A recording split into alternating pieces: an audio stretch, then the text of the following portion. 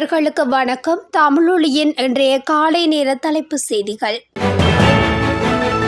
தேசிய மக்கள் சக்தியின் புதிய அரசாங்கத்தின் கீழ் நிறைவேற்று அதிகாரம் கொண்ட ஜனாதிபதி முறை ரத்து செய்யப்படவுள்ளதாக அறிவிக்கப்பட்டுள்ளது.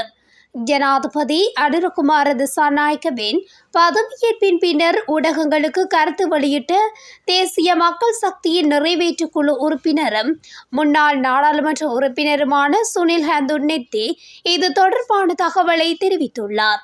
அதன் பிரகாரம் தற்போதைக்கு ஜனாதிபதியாக தெரிவாகி இருக்கும் அனுரகுமார திசாநாயக்கவின் ஆட்சி காலத்துக்குள்ளாக நிறைவேற்று அதிகாரம் கொண்ட ஜனாதிபதி முறையை ஒழிப்பதற்கான பிரேரணை நாடாளுமன்றத்தில் முன்வைக்கப்படவுள்ளதாக அவர் சுட்டிக்காட்டியுள்ளார். நிறைவேற்று அதிகாரம் கொண்ட ஜனாதிபதி முறைமையை நீக்கும் ஜனாதிபதி தற்போது நியமிக்கப்பட்டுள்ளார். இந்த நோக்கத்திற்காக பொதுமக்கள் தங்களின் ஆதரவை வழங்குமாறு கேட்டுக்கொள்கிறோம் என்றும் அவர் மேலும் குறிப்பிட்டுள்ளார். ஜனாதிபதியின் தனிப்பட்ட செயலாளராக கே ஆனந்த விஜயபால நியமிக்கப்பட்டுள்ளார்.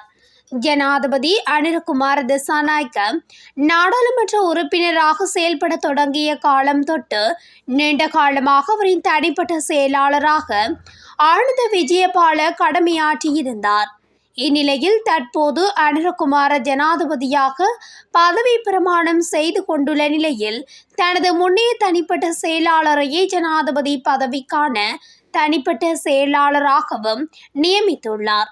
இதன்படி ஆனந்த விஜயபால நேற்று முதல் ஜனாதிபதி செயலகத்தில் தனது கடமையை ஆரம்பித்துள்ளார். புதிய பாதுகாப்பு செயலாளராக ஏஆர் வைஸ் மார்ஷல் சம்பத் துயகொண்டா ஜனாதிபதி அனுரகுமார திசாநாயக்கவினால் நியமிக்கப்பட்டுள்ளார். துயகோந்தா 33 வருடங்களுக்கும் மேலான சேவையை முடித்து 2021 நவம்பர் 26 அன்று இலங்கை விமானப்படையிலிருந்து ஓய்வு பெற்றுள்ளார். கொழும்பு தர்ஷன் கல்லூரியின் பழைய மாணவர் 1966 ஆண்டு நவம்பர் மாதம் 26ஆம் தேதி கொழும்பில் பிறந்த துயகொண்டா கொழும்பு தர்ஷன் கல்லூரியின் பழைய மாணவர் ஆவார். தேசிய மக்கள் சக்தியில் இணைந்ததற்காக ஓய்வு பெற்ற ஏஆர் வைஸ் மார்ஷல் சம்பத் துயகொண்டாவை முந்தைய அரசாங்கம் கருப்பு பட்டியலில் சேர்த்தது. இது நாள் வரை பாதுகாப்பு செயலாளராக ஸ்ரீலங்கா இராணுவத்தில் இருந்து ஓய்வு பெற்ற ஜெனரல் கமால் குணரத்ன கடமையாற்றி வந்தமை குறிப்பிடத்தக்கது. நாட்டின் புதிய அரசாங்கத்தின் அமைச்சரவை தொடர்பான கலந்துரையாடல் இன்று இடம்பெறவுள்ளதாக அறிவிக்கப்பட்டுள்ளது. மக்கள் விடுதலை முன்னணியின் பொதுச் செயலாளர் டெல்வின் சில்வா மற்றும் தேசிய மக்கள் சக்தியின் நிறைவேற்று குழு உறுப்பினர் மற்றும் நாடாளுமன்ற உறுப்பினர் கலாநிதி ஹரிணி அமரசூரிய ஆகியோர் இது தொடர்பான அறிவித்தலை வெளியிட்டுள்ளனர். குறித்த விடயத்தை ஜனாதிபதி அனுரகுமார திசாநாயக்க பதவியேற்ற பின்னர் ஊடகங்களுக்கு கருத்து வெளியிட்ட போதே அவர்கள் தெரிவித்துள்ளனர். ஜனாதிபதி பதவியின் பொறுப்புகளை கையேற்ற பின்னர் நேற்று கண்டி மெல்வத்து மகா விகாரையின் சியம் மகா நிக்காயவின் மெல்வத்து பீடத்தின் மகாநாயக்க தேரர் சங்கைக்குரிய திப்பட்டுவாவே ஸ்ரீ சித்தாத சுமங்கல நாயக்க தேரரை அனுரகுமார திசாநாயக்க சந்தித்துள்ளார். மேலும் அஸ்கிரிய மகாவிகாரையின் சியம் மகா நிக்காயவின் அஸ்கிரிய பீடத்தின் மகாநாயக்க தேரர் பரகா கொட ஸ்ரீ ஞானரத்தன தேரரையும் சந்தித்து ஆசி பெற்றுள்ளார். சட்டத்தால் வடக்கு கிழக்கு பிரிக்கப்பட்டிருந்தாலும் மக்கள் மனங்களில் நாங்கள் அனைவரும் ஒன்றுபட்டு கொண்டிருக்கின்றோம் என தமிழ் பொது கட்டமைப்பின் உறுப்பினர் வசந்தராஜா தெரிவித்துள்ளார். மட்டக்களப்பு அம்பிலாந்துறையில் அமைந்துள்ள ஜனாதிபதி தேர்தலில் போட்டியிட்ட பாக்கிய செல்வம் அரியநேத்திரனின் இல்லத்தில் நேற்று இடம்பெற்ற ஊடகவியலாளர் சந்திப்பின் போதே அவர் மேற்கண்டவாறு குறிப்பிட்டுள்ளார். அதன்போது மேலும் கருத்து தெரிவித்த அவர் தமிழ் தேசிய பொது கட்டமைப்பு ஒரு தேர்தல் அறிக்கையை வெளியிட்டிருந்தது என்பதையும் குறிப்பிட்டுள்ளார்.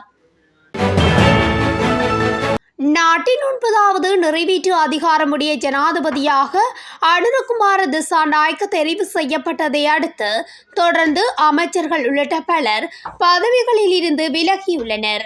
இதேவேளை வடமாகாண ஆளுநர் PSM சார்ல்ஸ் தனது ஆளுநர் பதவியில் இருந்து விலகியுள்ளார். இது தொடர்பில் அவர் முன்னாள் ஜனாதிபதி ரணில் விக்ரமசிங்கவுக்கு தனது பதவி விலகல் கடிதத்தை அனுப்பி வைத்துள்ளார். வடமேல் மாகாண ஆளுநர் நசீர் அகமட் நேற்று முன்தினம் தனது பதவியில் இருந்து விலகியுள்ளார். 2024ஆம் ஆண்டு ஜனாதிபதி தேர்தல் முடிவுகள் அறிவிக்கப்பட்டதை தொடர்ந்து ஆளுநர் தனது பதவி விலகல் கடிதத்தை முன்னாள் ஜனாதிபதி ரணில் விக்ரமசிங்கவிடம் கையளித்திருந்தார். இதன் மூலம் பதவி விலகிய ஆளுநர்களின் எண்ணிக்கை 6ஆக அதிகரித்துள்ளது. தியாக தீபம் திலீபனின் 37வது ஆண்டு நினைவேந்தல் தினத்தை முன்னிட்டு அவரின் நினைவாக தியாக தீபம் நினைவேந்தல் ஏற்பாட்டுக் குழுவின் ஏற்பாட்டில் மாபெரும் இரத்த தான முகாம் நிகழ்வு இடம்பெற்றுள்ளது. யாழ் நல்லூரில் உள்ள தியாக தீபம் திலீபனின் நினைவு தூபியடியில் நடைபெற்றுள்ளது. குறித்த இரத்த தான முகாம் நிகழ்வில் இளைஞர்கள் பெரியவர்கள் என பலர் கலந்து கொண்டு உயிர் காக்கும் உன்னத பணிக்கு பங்களிப்பு செய்ததோடு தியாகி திலீபனுக்கு தமது அஞ்சலியையும் செலுத்தியுள்ளனர். தமிழர்களின் பிரச்சினையை தீர்ப்பதற்கு புதிய ஜனாதிபதி முன்வர வேண்டும் என தமிழ் பொது கட்டமைப்பின் கீழ் போட்டியிட ஜனாதிபதி வேட்பாளர் பாக்கியசெல்வம் அருகிணைத்திரன் தெரிவித்துள்ளார். இலங்கையின் வெளிவிவகார அமைச்சராக பணியாற்றி அலி சப்ரி தனது அரசியல் வாழ்க்கையை முடிவுக்கு கொண்டுவரவுள்ளதாக தெரிவித்துள்ளார். இந்த விடயம் தொடர்பில் தனது எக்ஸ் தளத்தில் வெளியிட்டுள்ள பதிவிலேயே இதனை குறிப்பிட்டுள்ளார்.